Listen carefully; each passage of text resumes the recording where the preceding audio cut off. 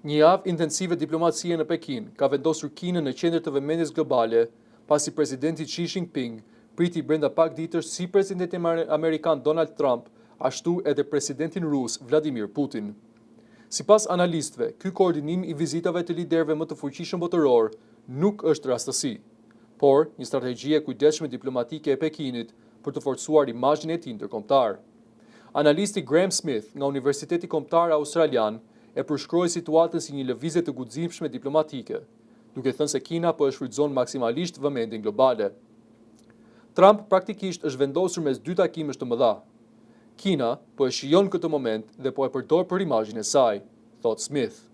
Ndërkohë, profesori i studimeve kineze Carrie Brown tha se Pekini po kërkon të tregojë solidaritet me Rusinë, ndërsa njëkohësisht po projekton veten si një fuqi globale e domosdoshme në diplomaci. Diplomatikisht, kjo është një pamje e mirë për Kinën. Ajo po e paraqet veten si një lojtar global, thot Brown nga King's College London. Vizitat e njëpasnjeshme vijnë në një moment tensionesh të larta ndërkombëtare, me luftën në Ukrainë dhe negociatat me Iranin që mbeten të hapura.